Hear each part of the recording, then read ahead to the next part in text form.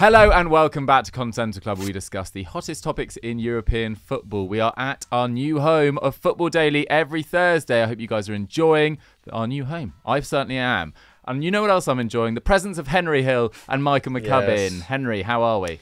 Yes, good, thank you. I feel like so much has happened this week in the world of European football in particular. So much to dive into. But yeah, I'm fine. Enjoying the sunny weather.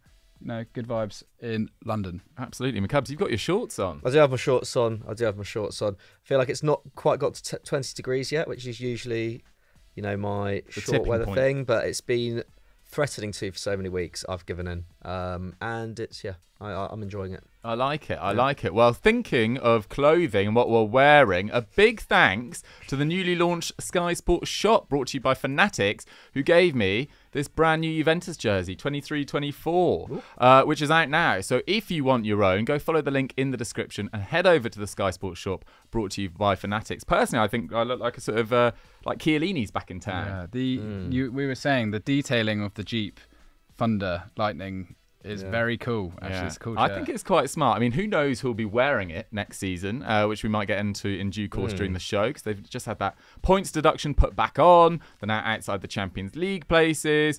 But McCubbs, we've got to start with the story of the week. And to clarify, we are doing shock transfers this week. But the story of the week is undoubtedly the horrendous racist abuse suffered by Vinicius Junior during that game against Valencia. McCubbs, let's literally go back briefly and maybe bring everyone up to date with what the latest is on that and whether this affects his Real Madrid future. Yeah, so this does kind of tie in a little bit into what we're talking about today, because in the aftermath of what happened at Valencia, Vinicius did suggest in an Instagram post that he will continue to defy racists, whether that even if it's far from here. Understandably incredibly frustrated after what was, one of the most horrific kind of incidences of racist abuse I've seen actually in a stadium in a long, long time. Was just kind of watching back that kind of 10-minute period in that game. I mean, he'd been suffering abuse all game. There are videos of Valencia fans en masse chanting, making kind of monkey chants about him outside the stadium before the game. But particularly that kind of 10-minute period where that ball is thrown onto the pitch by the Valencia ball boy. It's then kind of hit in the direction of Vinicius as he's breaking into the box to throw him off by Ere Comer, the Valencia centre-back. But I mean, when you see the images of that whole area of the pitch was already just littered with things that had been thrown on by that section of Valencia supporters. It's just the atmosphere, the hostile atmospheres that Vinicius has had to play in this season is just truly horrific. And I think, there's been a lot of chat about, racism in Spanish football this year. There has been in seasons past as well. It's been an issue in Spanish football as long as I can remember. That doesn't mean that it's not an issue in other countries. In the UK, it's a big issue as well, in particular in the way that black footballers are presented by sections of the British media. Within stadiums, it's still not completely stamped out, but there is something particularly concerning about the way that Vinicius's kind of the racial abuse of Vinicius has been kind of portrayed by a lot of sections in Spain, whether that be fans, whether that be even players who aren't overly sympathetic with him, whether that's Tebas, who kind of pushed back against him after he kind of said that that La Liga. Vinicius obviously very frustrated and kind of, said that La Liga is kind of now known as a racist competition and Spain is known as a racist country in Brazil and etc. What Tebas kind of said in response, taking insult at what he said essentially.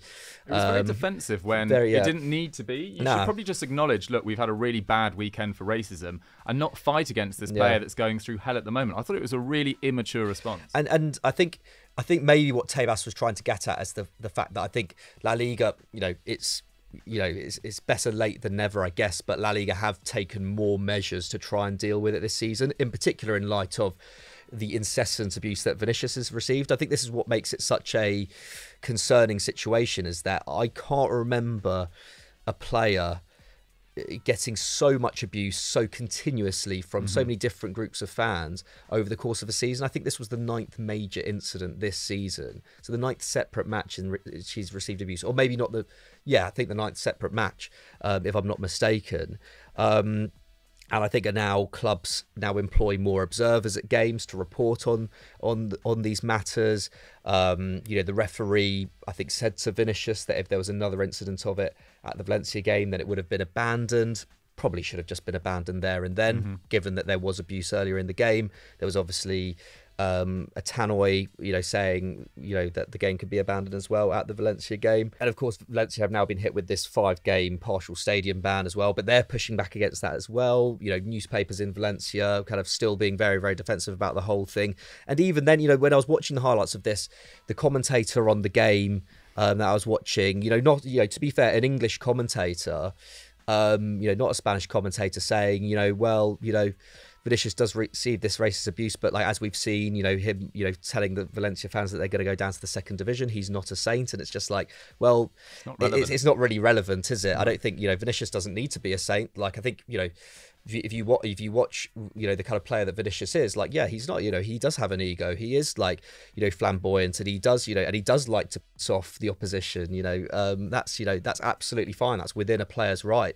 He's not going beyond what other players have done in the past, and it has obviously has no justification for being abused. You shouldn't have to be some incredibly well behaved player to not receive abuse. So I'm not surprised that Vinicius is as frustrated as he is, and it's a real shame that it's taken him putting out a statement as powerful as this in order for the issue to really be spoken about. And it also is ridiculous that it took a game like this where, the scenes in the Mestalla were just absolutely disgusting, for it to be a real conversation and for La Liga to really put a real show of support behind Vinicius, because it's just, it's there's 2 games left of the season. We're gonna, this is going to be forgotten about in the summer. They could have made a bigger statement, I think, earlier in the season. And actually done something that really cut through to fans. La Liga want more laws. I think more power to be able to take action here. I think that's what they're ultimately going for. I think it has to go through the Spanish government in order to get the kind of ramifications that they're looking for. But that is easily one of the worst in-person atmospheres I've ever seen. Treatment towards a player pre, post, and during the game. It was truly horrifying to see in that compilation video that Vinicius uploaded as well, which sort of lays bare everything that's happening. And there's the big debate in Spain about players have got away saying tanto, saying you're silly, and saying no, they're saying tanto, not mono, and it's completely wrong. And it's just a lot of the responses we've seen is just passing the buck, going, no, it's not us. Yeah, there might be a problem, but don't push it all on us. It's not the point, as you're saying. It is a holistic problem which everyone needs to address together. And the only way that you can move forward is when you stop pushing against Valencia, saying no, it's completely disproportionate, the fine that has been handed our way, and stuff like that. It's 45,000 euros. 45,000 euros and a partial stadium stand closure in the south stand. Everyone needs to kind of accept. Once you accept there's a problem, and also I think there's a disconnect between the RFEF, the Spanish Football Federation, and La Liga, and even the refs as well. There's a bit of a disconnect all between there, and they need to come together. I mean, we saw the head of the Spanish Football Association saying Tabas needs to basically stop talking and to ignore him on social media. So, if these two guys are kind of on a different page, how on earth are you going to make progress that way? So, I think Spanish football really needs to come together in this moment. Stop playing no blame games. Just come together and figure out how to progress this forward. Because like you said, Maccabi, we can't sit here and say the Premier League is perfect. It's absolutely not. We can't. Italy, we saw with Romelu Lukaku the other day. There are serious problems in Europe and progress that needs to be made. But football as a community needs to come together and from an organisational level to solve this. Because it could. If Vinicius Junior, bring kind of back to the topic. I don't think Vinicius Junior is going to leave Real Madrid. I think it looks like he's got this new deal until 2027. Real Madrid are going to back behind him, even online, just some of the statement released by the president, Flo Perez, basically saying that what he wants more control of the refs. To see Barcelona fans piling, going, "Oh, classic Real Madrid, wanting more control over the referees. Oh, look at this." It's like, it's just not the time. You're missing the point. It's just not the time. What's you on about? Like, stop trying to nitpick at each other all the time. This is so much bigger. And actually, it's not point scoring, is it? Yeah.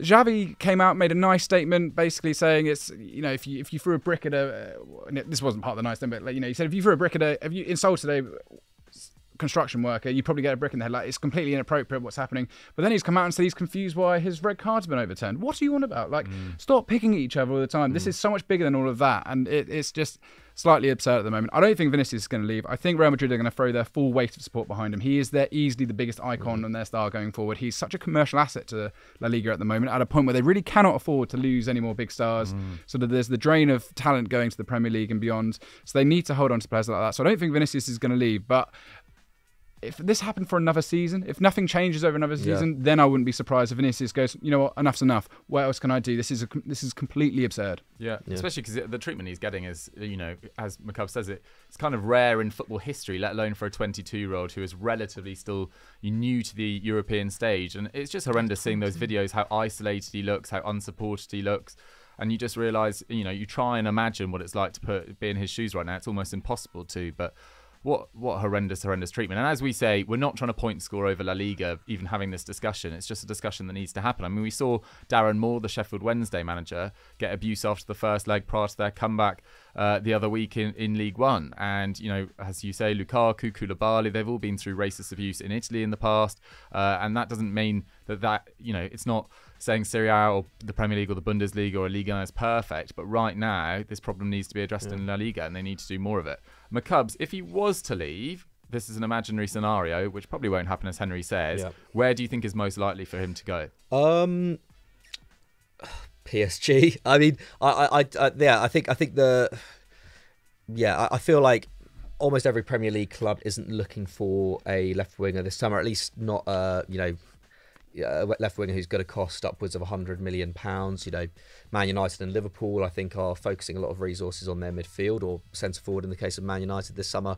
Both of those clubs have spent a lot of money on wingers. Chelsea, of course, have spent a lot of money on wingers, and are nowhere near Champions League football as well. Arsenal, I can't realistically see Vinicius and Martinelli going at it. It's Arsenal. Man City, Grealish is fully established there now. Are they going to spend another 100 mil plus on a left winger? So yeah, not really them. And then, I just don't think there's anyone else who can afford him aside from PSG. And in PSG's, from a PSG perspective, would they bring someone in who would then, isn't going to be that guy to play off Mbappe? The only way I could see it is if they were like, you know what, we're going to do a front two of Mbappe and Vinicius, and then maybe have a false nine playing behind them. That would be amazing. It would be absolutely electric. Or if PSG were like, you know what, actually Mbappe does kind of want to go to Real. Shall we use him as leverage for a Vinicius deal, or should Real use Vinicius as leverage for a Mbappe deal if Vinicius really wants to leave? But I do think Vinicius, I don't much, but I think Carlo Ancelotti has been great. I thought his post match against Valencia was brilliant, and he is a hero at the club, and is I assume he's getting good amount of support from within the club.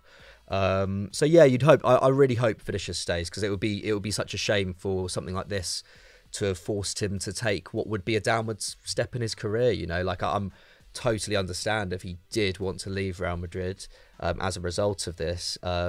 It's his prerogative, but it would be he shouldn't have to feel like he has to leave the league. And it was I was reading a Sid Lowe article just before this about kind of racism in La Liga, and it's interesting that I think the only game that's actually been abandoned for racism in the top two leagues, it was Segunda Division fixture a couple of years ago, and there was a Ukrainian player called Zulia who basically Vallecano fans chanted, basically said that he was a Nazi because he had he'd kind of expressed support for Azov Battalion on Twitter and stuff, and that was abandoned for racism. And they were probably well within their rights to abandon a game that was becoming that toxic. But I found it pretty mad that no black player receiving racial abuse has led to a Led to game a being game about a similar abandonment in La Liga. So yeah, I found that pretty mad.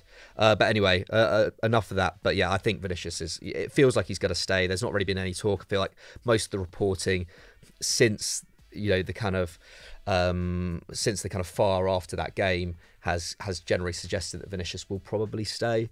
And yeah, I can't see any club aside from PSG really going for it if he were to become available. Well, there we have it. I mean, we could have talked about that for the whole episode, to be honest. It's such a topic that deserves even more sort of coverage, as it were. But yeah, I mean, the whole channel, the whole of Sky Sports stands with Vinicius Junior. It's just horrendous what's been going on with him this season, and I feel very, very sorry for him.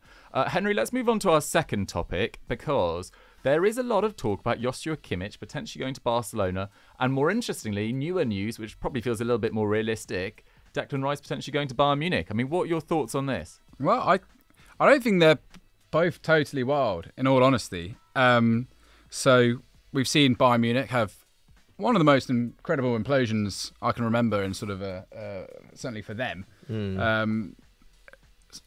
Harshly sacking their manager, bringing in Tuchel, it's not worked at all. Now we'll get onto it a bit later. Now it looks like they're probably not even going to win any of the major competitions this year. It's quite remarkable what's happened, and there's a lot of frustration growing in that camp. And apparently Thomas Tuchel, one of his opinions is he doesn't rate the midfield partnership of Kimmich and Goretzka, which is quite something, really. We've often talked about it here as one of the best midfield partnerships in world football, full stop.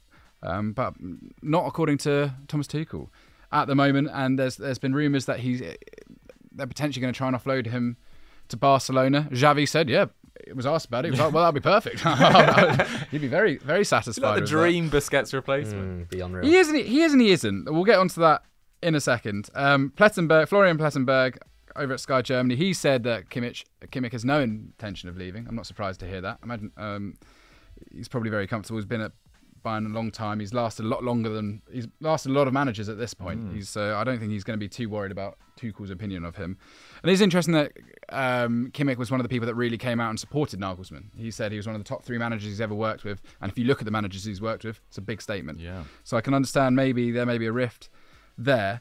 Bringing in Declan Rice, though, I quite like this from a Bayern Munich perspective, because they are different players.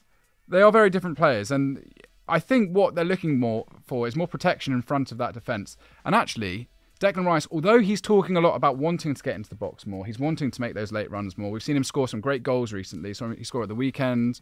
He's been influential to that side. He is predominantly best playing in front of the back line. If you look at his tackles and interception numbers against Kimmich, they're pretty much the same. The difference is Kimmich mainly happened in the midfield. Declan Rice happens further back.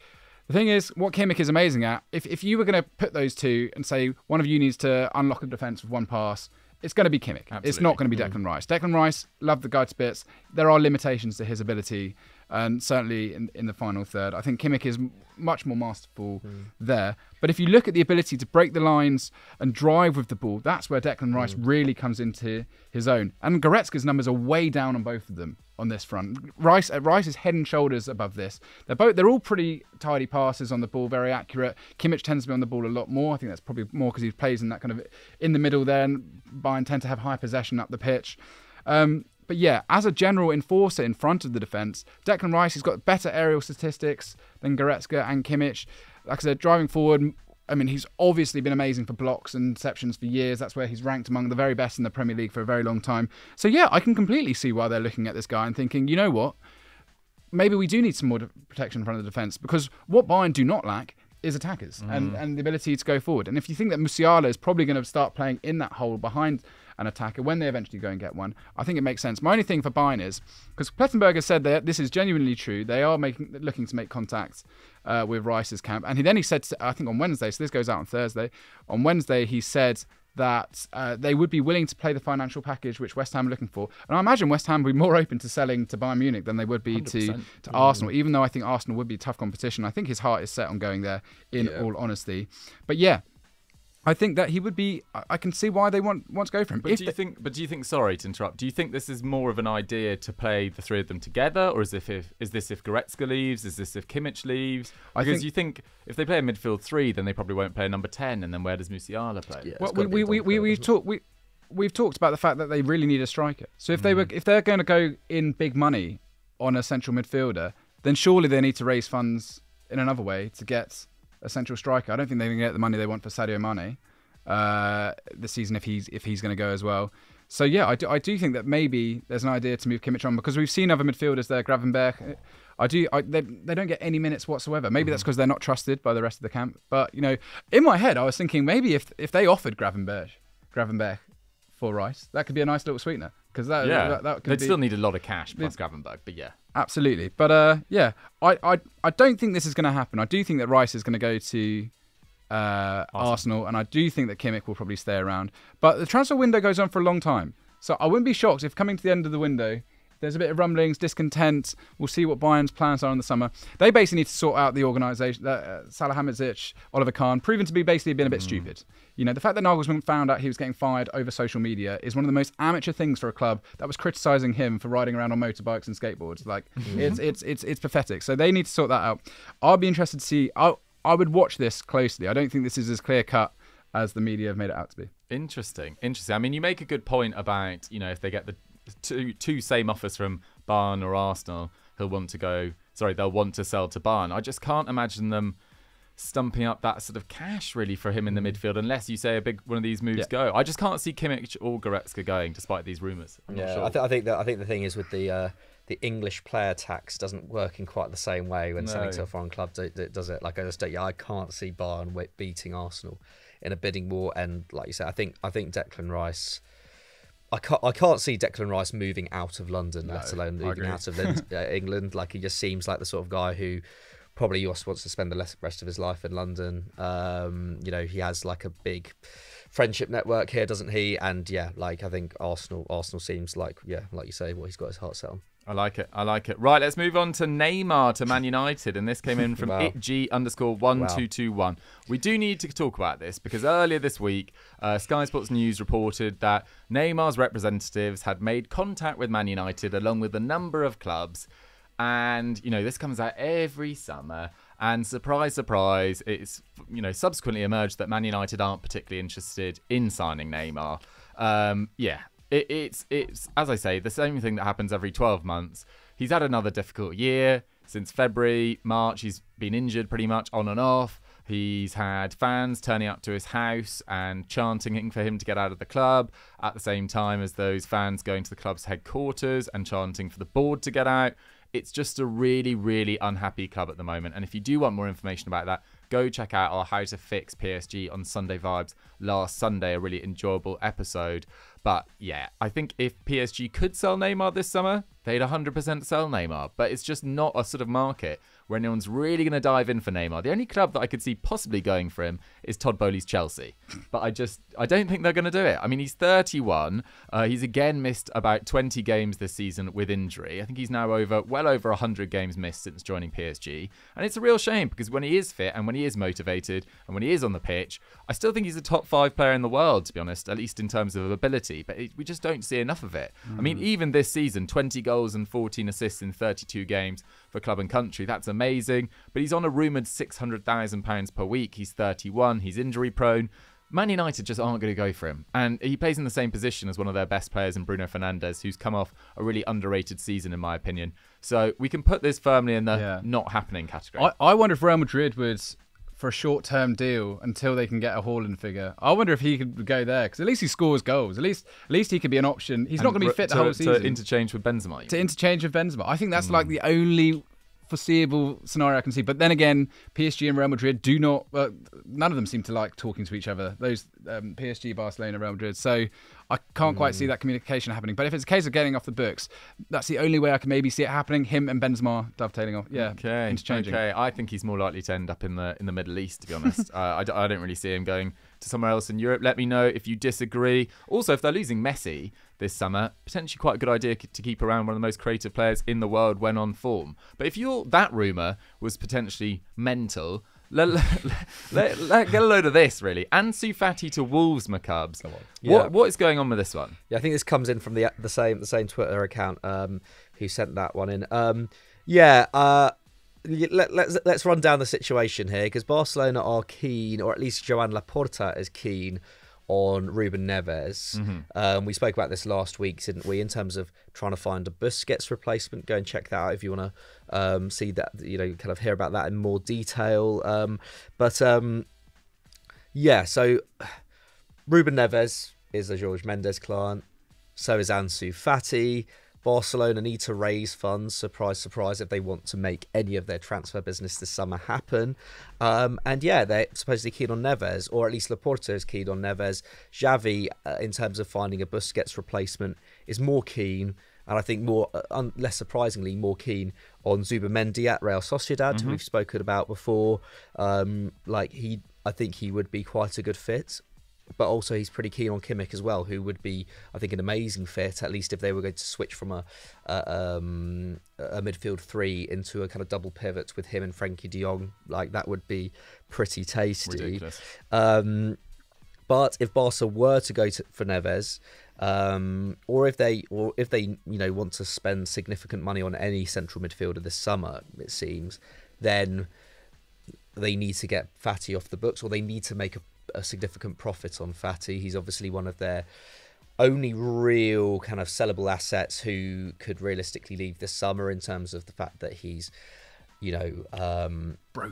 Well, he's not, he's surplus to requirements, I think is harsh, but in terms of the way that Xavi, has not really prioritised him in the lineup this term, I think you can say that. He's clearly not playing at the level that he was before he got those injuries, and he still could command a big fee. 75 million euros is apparently what they want for him, and essentially I think the logic is that if they were to go for Neves, who's around 45 million euros, they want to essentially post a profit in terms of getting in Neves and then selling Fati, and I think essentially the Wolves rumours have kind of transpired from them sharing Jorge Mendes. Jorge Mendes obviously hugely influential in Wolves' transfer policy over the last few years, maybe more influential on a club's transfer policy than any agent in recent times. But there are some very significant hurdles to this happening. First of all, Ansu Fati does not want to move to Wolverhampton. Surprise, surprise. And Julian Lopetegui as well apparently is not particularly keen on this Wolves transfer policy of persuading Jorge Mendes clients to move to Wolves, even if they're not really that keen on the project. Sounds like he didn't really do that much background research. Yeah, no, probably not. But I kind of get it. Gonzalo Guedes was sold halfway through the season after they spent 28 million on him, and I think that the kind of noises out of the club was that basically he just wasn't really asked about Wolves, and it's just do you want to buy a player who has whose morale is down and who would be moving to the Midlands of England? Well, moving to England, sorry, that sounds really disrespectful to the Midlands. Respects the Midlands. Moving to England at for the first ever time, young player, and moving from a side which plays very attacking, high possession football to a club that has had one goal come from a striker in the last 3 years. I just can't see it happening. I mean, it's obviously great for headlines and whatnot, but I can't see it happening. But still, Ansu Fati to anyone would be an interesting move this summer. Again, who spends 75 million on a player who, I still really rate Fati. I do. I think he's probably received a bit too much stick this season. And in terms of what Barcelona have, I still think he can offer a lot to that team. And it's just a shame that Barca have found themselves in this kind of merry-go-round of needing to raise funds to buy significant established talents, when they could be losing a real star of the future there. But at the same time, if they could get 75 million for a young player who isn't necessarily going to get to the level that maybe they thought he was going to, then that's not a bad price at all in the market they're operating in. It's just like, would I then spend 45 million on that or on Neves? Like, no. So yeah, I think it's just another shame at Barcelona, really. Yeah, 100%. It'll be interesting to see what happens with this Julian Lopetegui situation. Yeah, apparently he's not impressed by the sort of financial fair play restrictions that he's going to have to operate with at Wolves. So it's just a massive potential shame for Wolves. I think he's the highest standard of manager they've ever had. I think at Christmas they were bottom of the league, and now they're comfortable in mid-table, and it's very difficult to say who's really shone at Wolves in an attacking sense. But yeah, he's got them competitive in pretty much every match. They picked up enough points when they needed to. I think he's done a really underrated job this season. Henry, moving on, which shock transfer would you want to talk about next? I'll go to Italy and do a few midfielders. So at PEC 12, Gregory. Milinkovic-Savic to AC Milan. I know we can all roll our eyes. Milinkovic-Savic back in the transfer rumours. Surely not again. Him and Neymar in one episode. I will say though, I think this is the year he's going to leave Lazio. And said that every year. I think that the Lazio president has basically admitted as much. He's been there for 8 years now, and I was looking. His numbers are pretty amazing. Like 120 goals and assists in 8 seasons with Lazio in Serie A alone. That's pretty remarkable. I think he got 8 goals and 7 assists this season, got 11 goals, 10 assists last season. Like he's been running. There's only one season I can see where he's not hit double figures.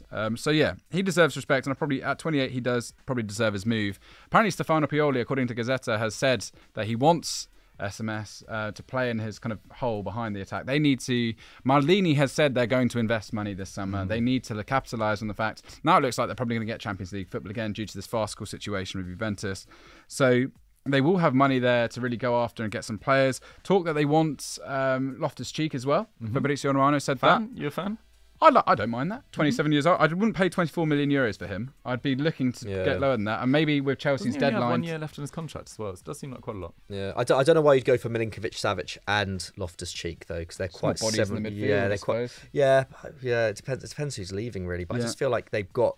I don't know. I just feel like they're quite similar profiles of players, the two of them, and when you really need to invest in the attack, I don't know why you'd buy 2 midfielders when you've already got Benacer, when you've already got Tonali. Yeah, I do agree with you. And actually, if you're going to spend that kind of money, I do think you go for Milinkovic-Savic. 1 year older, proven track record in Serie A. 25 to 30 million euros is what it could take to get him out, which we'll see. But yeah, I would like to see this happen. I think this would be a good transfer. I was reading that they basically looked at the Dybala being a success at Roma and thought it's all well and good buying young players and development players, but De Ketelaere obviously hasn't worked, and Dybala's been a huge success at Roma. So maybe they do need to just get a few figureheads to kind of work this project around. They can get some younger bodies in alongside that. So yes, thumbs up to that one. Peck Gregory. Tielemans to Roma from Bernard Oyup. I think this would be fun. I think that would be fun. I wonder, is that where he wants to go? I think a lot of this depends on whether or not Roma win their Europa League final against Leverkusen. To play Champions League football. Exactly. Apparently they're going to be in the free agent market again. That must be hugely frustrating. Husam Aouar, medical done that one. I like that. I think that's pretty cool. And they're leading the race from what I've read today for Evan and Ndika at centre half as well, which I think is pretty smart considering Chris Smalling is, for all of his positives, is getting a bit old. But yeah, 26 years old, wanted by Newcastle, apparently United. He could be a good body in at United in the midfield. Borussia Dortmund and Juventus too. I think Juventus are probably going to be out of the race now. So yeah, I like the idea of this. They could probably give him a raise on what he's earning at Leicester. I think it would be it's obviously a fun place to go and play football at the moment, but I just think he'll get offers from other places, and he's not going to be short on offers. From what I understand, he's waiting to see what happens the rest of the season, and then he'll decide. But yeah, I think Tielemans will be a great pickup. He needs, like Maddison, like Barnes, he just needs to get out of Leicester and sort of reassert himself back at kind of a top end of it, a top club, because clearly these guys playing on the back foot isn't helping them this season. I'd like to see it happen at Roma, but then again, is Mourinho even going to be there next season? Many questions that need to be answered. For sure. Did you say Husam Aouar is also linked with Real Betis? He was.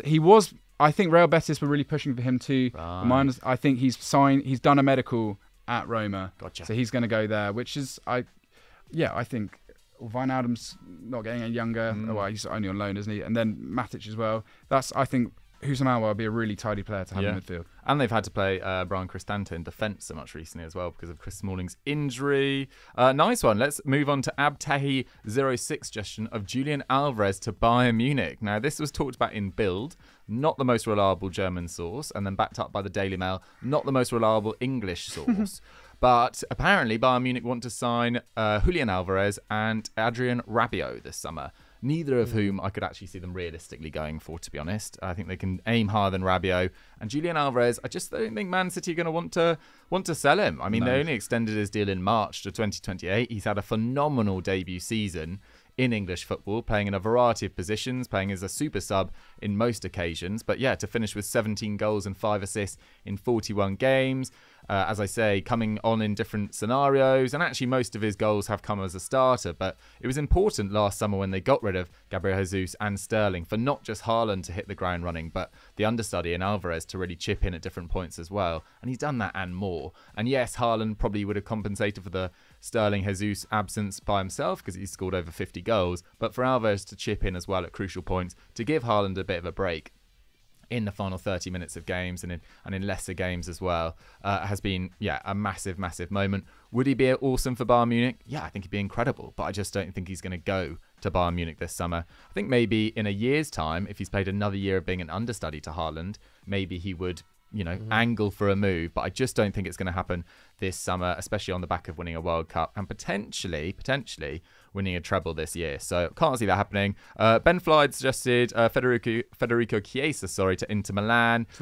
That is, I don't think is happening either, to be honest. I think Juventus, yes, he's one of their most sellable assets, but I think they'd probably rather get rid of Vlahovic maybe than Chiesa. I think Vlahovic is potentially more replaceable, although Chiesa has had a really difficult time with injury this year. He also doesn't feel like a natural fit in that Simone Inzaghi system unless he's played as like a wing-back or if you sort of reused him as a sort of central striker, maybe if Lukaku was leaving or wasn't, brought in permanently. But I just don't think Juve are going to get rid of Chiesa. He's so promising still and actually has played okay this year in really limited minutes. I think he's got 1 goal and 5 assists in just under 700 league minutes. So fair play to him for that. McCubs, any final ones to mention? I guess that Jules Koundé to Chelsea is an interesting one, isn't it? There's been talk this week that he's not been happy playing at right back. Barca are getting another centre back in the summer. I forget his name. Inigo Martinez. Yeah. So Martinez. I could kind of. I don't know.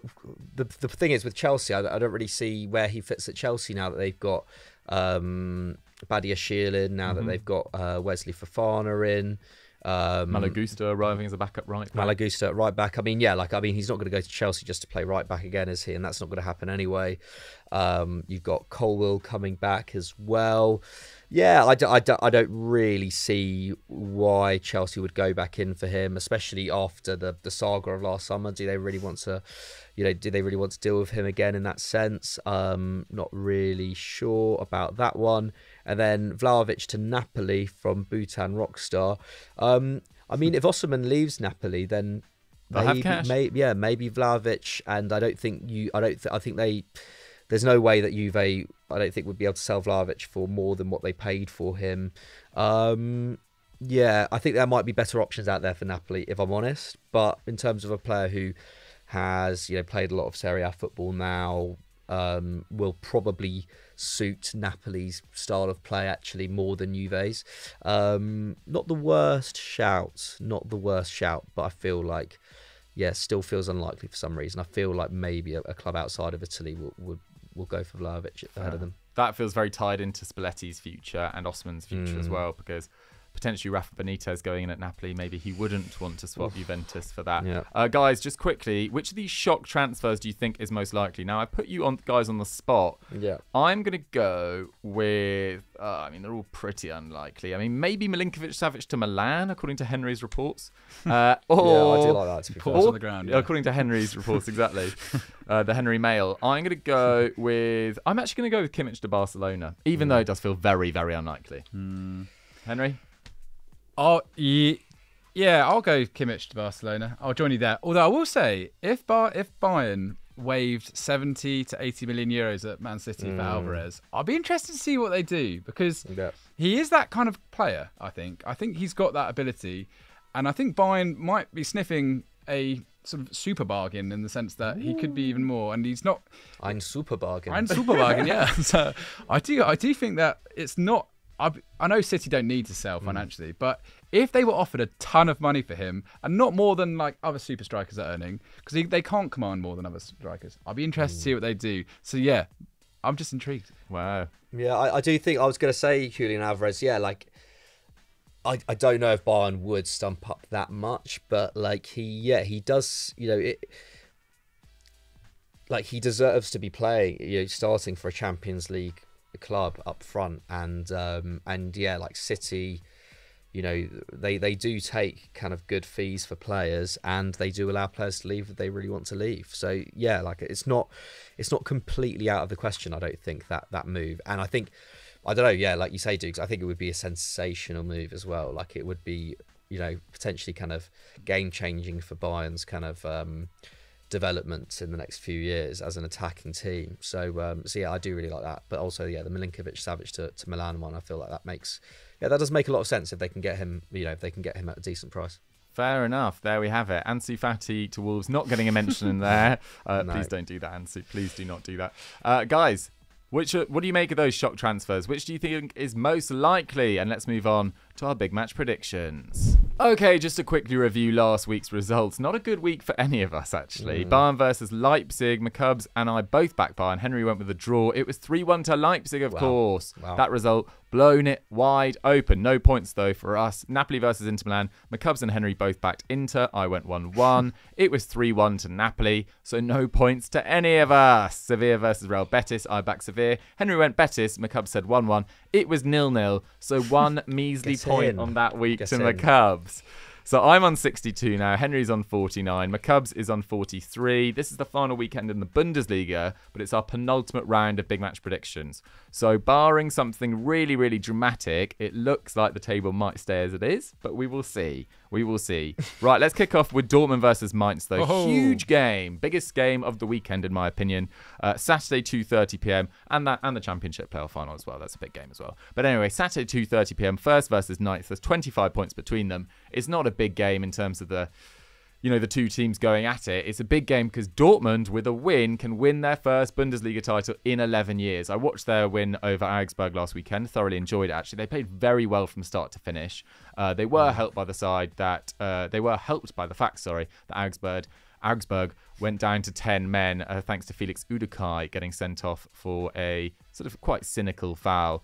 As I can't remember who was running through on goal. It might have been Adeyemi.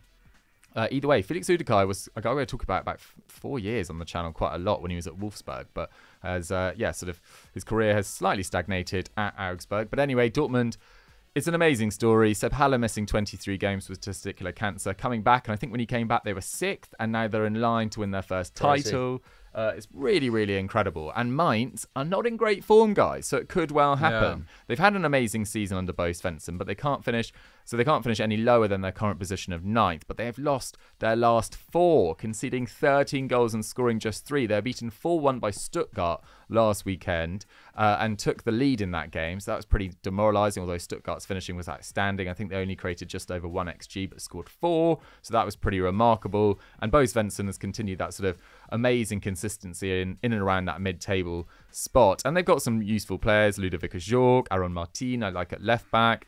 Dominic Kerr used to play for Bayer Leverkusen in the centre of midfield. So they're no mugs.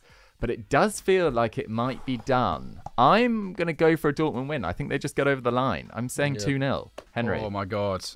It's exciting. Don't Finally. tempt fate. Finally. Oh, yeah. It's great to see that Dortmund attack come into its own. Daniel Marlin finally living up to his price tag. I think Adeyemi next year is going to be a huge player. I think he's going to have a huge season next year. If they can replace Bellingham correctly, they can get the right bodies. He leaves. No guarantee he leaves. But, you know, Edson Alvarez, we're talking about last week, potential target. If they can get the right bodies in to keep the pressure on Bayern, then great. But yeah, this is so big for Dortmund and it's so big for German football. And I'll be glad to see a team like Bayern, after every negative thing they've done in the last few months, to get fully punished by losing the Bundesliga. That would be wicked. So yeah, I'm going to go for a victory as well. I think it's going to be a bit nervy. I'll go for 2-1. I'll go for 2-1. I just think this is a big deal. We've seen them choke a few times in this position, and yeah, they were helped by the Augsburg red card. So yeah, I'll go 2-1. But yes, I fully believe that Dortmund are going to get over the line. Okay, I mean, McCubs, you normally bring the crazy in big match predictions. Are you bringing the crazy this time? No, I think.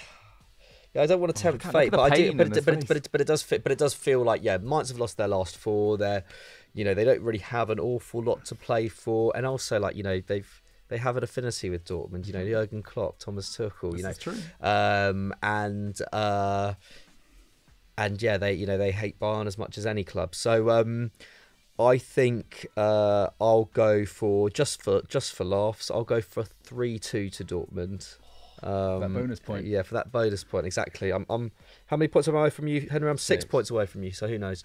3-2 to Dortmund. 3-2. That would be very Dortmund to win the league in a 3-2 game. I hope that happens. As Henry Emre says. Can, 93rd minute. Oh, that would be absolutely brilliant. Right, let's move on to Valencia versus Espanyol. Sunday, 6 p.m. 13th versus 19th. 6 points between them. Imagine most neutrals will be supporting Espanyol in this occasion. Henry, what's your thoughts on this one? I should say before we get into this, they do both have another round of fixtures before this, so the league will look a bit different. But Espanyol, they've got Atletico next. So and then Valencia are playing Mallorca away. But this will be the first time they're back at home at the Mestalla after the scenes the other night. As we said at the top of the show, I won't go over it all over again. Despicable stuff. And I do want to see Espanyol win. Ruben Baraja, although I disagree with the comments that he made after the game. Credit to him, 4 wins in his past 6. He has helped Valencia get out of this hole. They did look doomed at one point, and so it was a bit of a gamble bringing him in. He was basically brought in on tokenism, sentimentality, but he's done a good job. And actually, if you look at the guys that have stepped up, Diego Lopez, Andre Almeida, Samuelino, these guys are all under 23 years old. They've all been getting on the score sheet recently and helping push them over. So there is if Valencia stay up, there is hope for that team to blossom in. Espanyol, meanwhile, score lots of goals. Got Joselu, who's a really solid striker. Braithwaite as well has hit 9, but they just concede loads from set pieces. Clearly just a bit disorganised at the back. So I do worry for them. There's going to be goals in this. I'm going to go I'm going to go for 3-2 to Espanyol. Okay, going for the bonus point as well. They need to win. Well, I need to better you then. I need to go for a five goaler as well. I don't know with this one. I feel like Espanyol have been in such bad form of late, but then they did win the other night, didn't they? They were 12th. I know, mad. It's crazy. They've really dropped off, haven't they? But I think I might go for a draw here. I'll go for what did you go for? 3-2 to Espanyol. I'll go 3-3. The league has never seen that sort of result. No, it hasn't. This is incredible. Maybe for the first time since 2016, that both 2 teams have scored 3 goals Big match in a game. predictions. You two have lost your head. Yeah. I love it. You're really competing for that second spot. Actually, that's very arrogant. Who knows? Who knows what could happen in that? I am also... I'm really hoping that Espanyol go over the line. Look, they've had a really difficult time. I think they went down a couple of years ago. They came back up. But they do actually have quite a history of having some pretty useful players. Like they had Raul de Tomas for a bit. They had Gerard Moreno for a bit. They had Borja Iglesias, who are obviously doing good work at Villarreal and Real Betis. Mark Rocker as well. Like they've got a reasonable academy. I like Espanyol, and I don't want to see them go down, especially after the last week or so playing against Valencia. But on this occasion, I'm just going to go... I'll go 1-0 Espanyol. Why not? That Valladolid victory over Barcelona is really... Yeah. What a performance, by the way, from Valladolid. Sucker punch to Getafe and Espanyol at the bottom. Yeah, it's not ideal. Yeah, that really deserved that victory, though, against Barcelona. Or against a Barcelona that still had, a fair amount of decent players in the team. Not completely second string. I thought they absolutely played them off the park. Back-to-back defeats for Barcelona, now, isn't it? Right, let's move on to the final big match prediction. It's Juve versus AC Milan, Sunday, 7:45 p.m. 7th versus 4th. There are 5 points between them. Obviously, there should have been 5 points between them the other way around. But now Milan are ahead of Juve. I mean, McCubs, what a complete farce of a situation. Yeah, I think the way it's been handled, I know, it's just, like Mourinho, spoke out about it the other night. He called it an absolute joke, didn't he? Yeah, and I think, it's hard not to disagree with him. That 15-point deduction coming in, when was it, in January, and then being rescinded, and then this 10-point one coming back in. Luckily for Mourinho and Roma, they're into the Europa league final, and so they you know, it is really in their hands in that sense, even if the odds are stacked against them getting top four. What I would have loved was for Juve to have beaten Sevilla, and then it could have been a straight shootout for Champions League football for that 5th Italian spot.